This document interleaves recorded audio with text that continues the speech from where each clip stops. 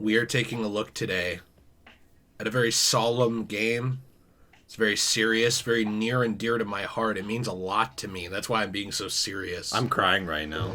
I'm crying on the inside all the time. And that game is actually Star Wars Jedi Fallen Order. Now, did you know that they are working on a sequel for this game? They actually revealed in an earnings call that the first Fallen Order was the first game in an entirely new sub-series of games. Now, while we don't have an actual confirmation date for Fallen Order 2, or whatever they're going to call it. June 9th. June 9th. Clearly. Get the rumor going. Yep. We have no idea when this is coming out. There was a leak saying that it would likely come out in 2022, but it was never confirmed. Regardless, we know it is going to happen. And we wanted to take a look at things that we need, not just we want.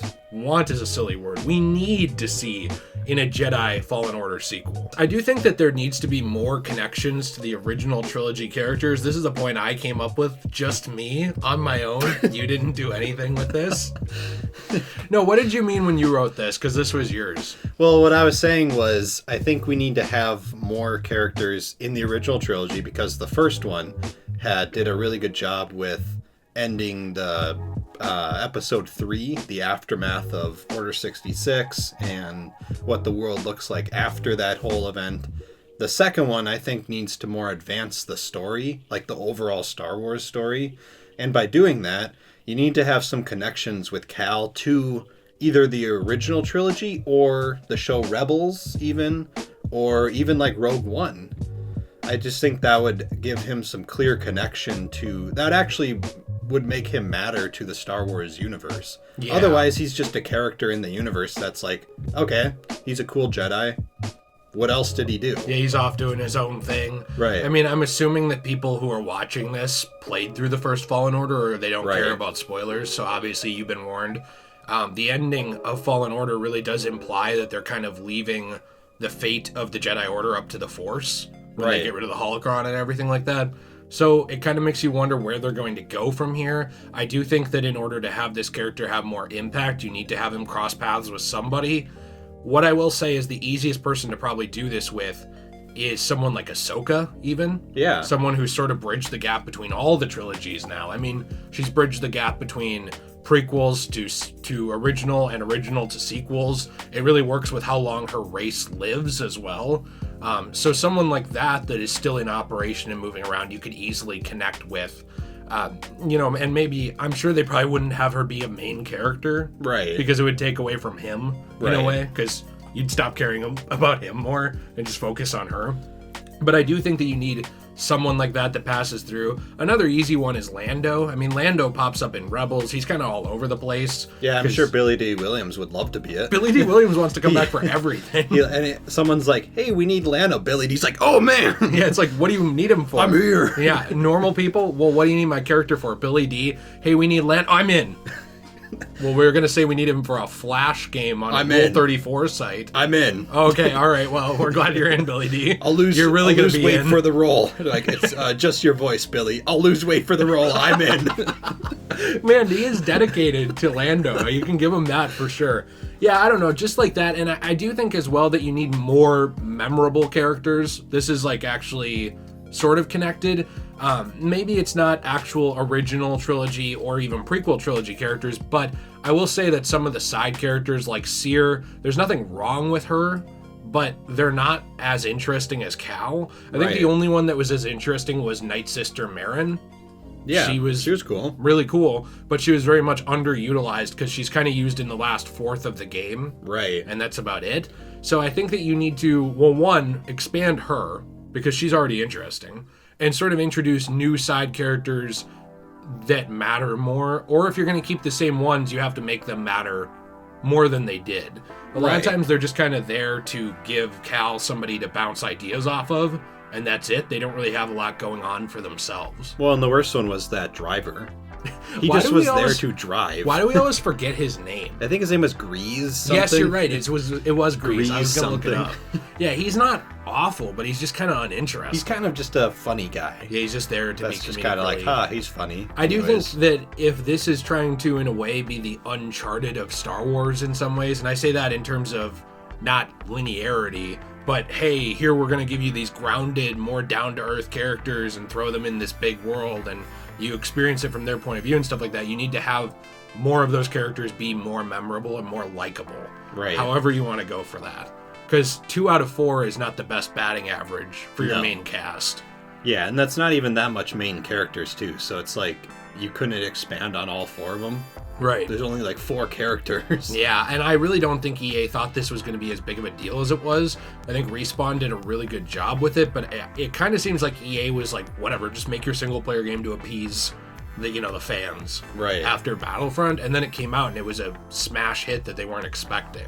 So I think that now that they know what it is, you can certainly go more into that stuff. As well as that, I think we need more character customization. This is probably a smaller point, but look, I get that some of this stuff is going to seem irrelevant.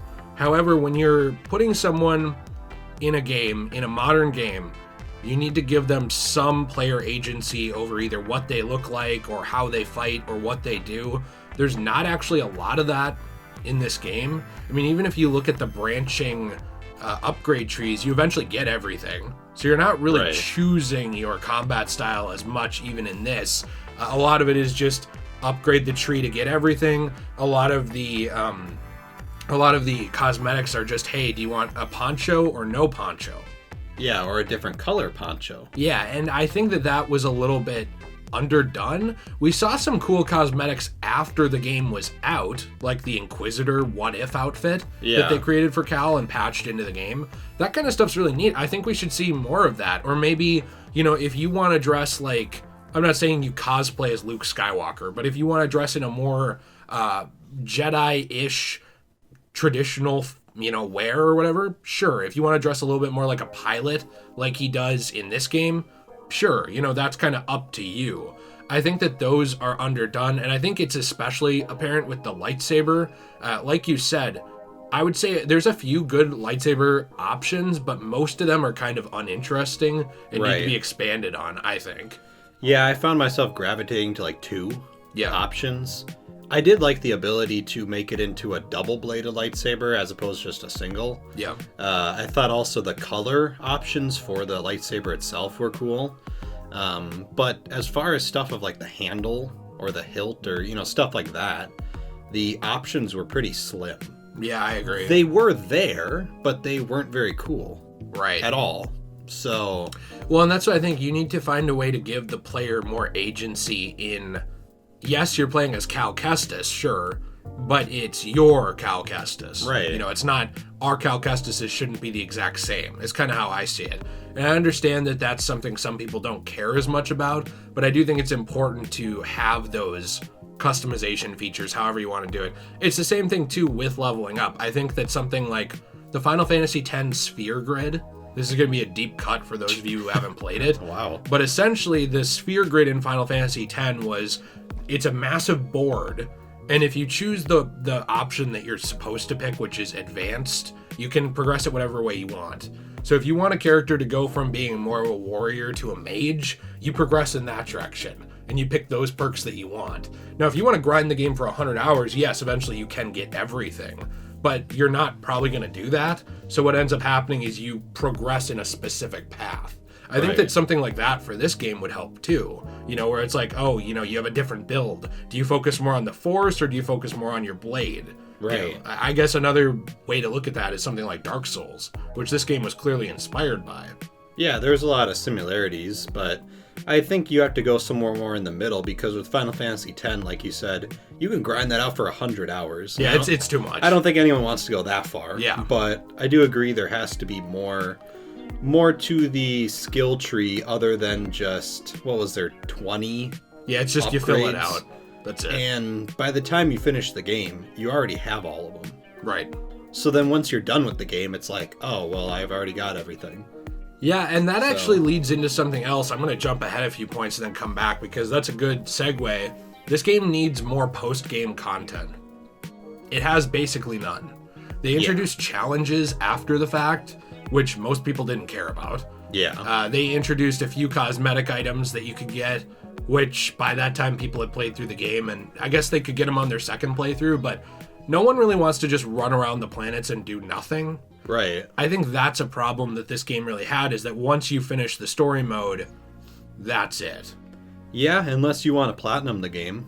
Right. Which, I don't know. I mean, I did. I don't know if other people did, but... I didn't care to. Yeah, because maybe I will at some I'm a bigger point. fan than you. Right, I like exactly. Star Wars more. I actually owned it on the Xbox One X, which played the game better than the PS4 Pro, so I guess you don't like technology. I guess you're Amish. Well, hey, now, you don't have to call me out on my religious beliefs. I'm sorry about that. That's protected. I'm sorry. Yeah, so I don't know. I think that you do need more post-game content and things to do, whether that's secret bosses or more collectibles to find that matter, or even side quests that pop up after the game is done. Anything like that works. Right. But instead, we didn't really have much of that at all. Yeah, if you weren't going to platinum it, you just beat the game and you're like, well, I'm done. Yeah, or I'll play it again eventually. Right. Yeah, and I get that that's how a lot of games are, but it is really nice to see in RPG games, because this is an action RPG. Right. It is nice to see more to do than that. That's something that I'm going to get some flack for this. Games as a Service has actually done a little bit better at. Yes, they get repetitive, but it's like you never really run out of activities you can do. They're always coming back. And with games like this, I think that you don't want it to be repetitive, but you do want something there. Right. So, another thing too is really better performance. This game performed horribly. Now, I know that on PC it performed better, and I have a PC. I can play it on there, so I'm not talking about for me, but for anybody. I mean, the first time I played through this was on the Xbox One X. If you went into performance mode on there to run it at 60 FPS, instead of just downscaling to 1080p, the textures looked blurry, which was weird. And then if you went to just standard mode, it was a lot better, but there was way more frame rate issues where it would just be like, hey, we're running it at HD, but oh, you're on Bogano? Well, prepare for a slideshow in some places. I didn't really get why that is. I mean, the game is pretty, but was it really that pretty that it had that hard of a time optimizing for the hardware? Yeah, and I played through on the PlayStation. So, which I know, yes, ran a little worse than the Xbox, but... Did you have the Pro or the original? The original. Okay, so that's worth noting too. But the only issue I found was actually the frame rate, like you said, especially on Bogano. Yeah. There was like times where you jump over a cliff and it would like pause and then like go another couple inches and then go, and it's like, wow, that was really tough to get over that cliff. Yeah. Or actually even like loading into rooms would freeze. The game would literally freeze for like 20 seconds, and then I would get to play again. Well, I think that that's important to note too, because it wasn't just the hardware. I think this was game optimization, because I'm not taking a shot at the PlayStation, but if you look at the tech specs from the PS4 base to the Xbox One X, there is a big difference. Right. The Xbox One X is essentially a few years newer in terms of PC specs than the PS4 would be, but they both had problems with this. Yeah. So I think it's just the optimization of the game. It's like no matter what it's on, it was having problems. Issues. So I don't know why that had to be the case. Well, and I feel like the game came out in 2019, was it? Or was it 2018? I honestly don't remember. I think it was 2019. Either 2019 or 2018, whatever it was. I feel like in 2018 or 2019, that shouldn't be as big of an issue as it was with this game. Right. I felt like I was running a PlayStation 2 game at times with how bad it was running. And I'm like, look, I get the Xbox One X is a better system than the PlayStation 4 base.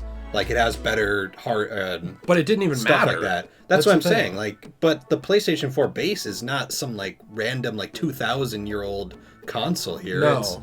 So it's like, why? I feel like the second one just needs better performance. Yeah, it does on everything. I mean, it sucks because this is something that we've seen with Fallout. I think we can kind of excuse it there a little bit. Yeah, because the game's so huge. It's so massive, but that wasn't the case here.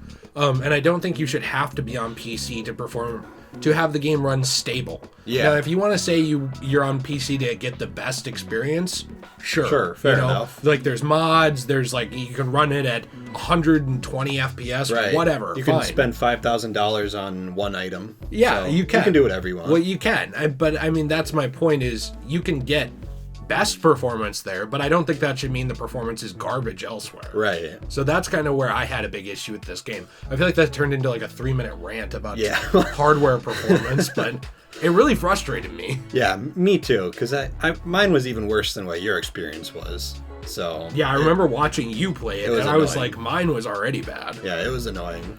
So anyway, the final point we do have that we want to see, which we'll kind of breeze through very quickly, is better well-known planets. And now by that, I think it's worth pointing out, we don't mean don't go to any unknown planets. Right. We don't mean like, okay, well now we need Hoth and Dagobah and Coruscant, and we're not saying that, but we're just saying that mainly in this game, the most well-known planets were Kashyyyk and Dathomir. Right. And most people probably don't even know what Dathomir is unless they watch Clone Wars. Right, exactly. So I think that it would be nice to see maybe 10 planets in this game. Wow, I'm dying here. Oh, I need to see planets. I need 10 planets. So I think it would be nice to see 10 planets or so instead of 8. And maybe they are, because they'll clearly have a bigger budget, maybe you have 3 or 4 of those be better known planets. Maybe we go to Coruscant. Right. What if we went to the lower levels of Coruscant? That would be amazing. That'd be awesome. Or the underworld or whatever. And then maybe we also go to, I don't know, I'm trying to think of Naboo, sure. That's a planet that still exists and is usable. It still exists. Well, I mean, the Death Star didn't blow it up. Yeah. So, I don't know. There's planets like that you could certainly use. And maybe you grab one from Clone Wars, from something important, and you grab one from Rebels. And there you go. You got your 4 that are well known, and now you just go off in your own direction with new planets. Right. It would be a nice mixture. Yeah. Yeah, instead of just seeing Kashyyyk again. Yeah. Which I love Kashyyyk, but I'm getting a little tired of it. Yeah, it's like everything Star Wars, like, ooh, throw in Kashyyyk. Hey, remember Wookiees? It's like, yeah, we get it. Yeah, I know. I love the Wookiees, but weirdly, we get it. Kashyyyk and Endor come up a lot. More than they should, and I think it's just because, hey, remember walking teddy bears? And it's like, yeah, we get it. And I don't even hate those things. Like, I think the Wookiees are fun. I think the Ewoks are funny. They never made me hate that movie like some people. Right. But I'm good. I've seen enough. Well, yeah, and the Wookiees are probably my favorite species in Star Wars, but I'm even good. Yeah, I know. I'm good. I'm fine. Yeah, and I think that's what we need to see, too. I think it would also be really nice to maybe have one of your lesser-known planets throw back to something older.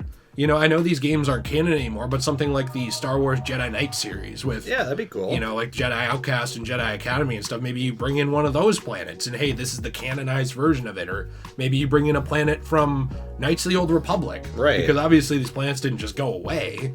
Or maybe you can go pod racing with Ben Quadraneros. That's a perfect idea. 100%. Yeah, You find out he's the Lord of the Sith. He is, actually. I like it.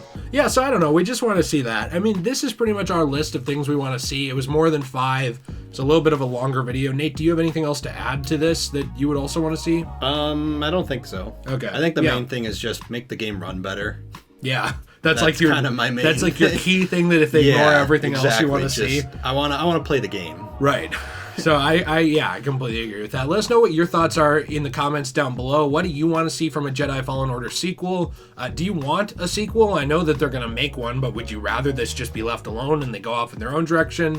Are there points you agree with, disagree with? Let us know. Please leave a like on the video if you enjoyed it. Dislike it if you dislike it. As always, either one helps us out. And subscribe for more content. We will see you in the next one. Have a fantastic day. And as always, stay shway.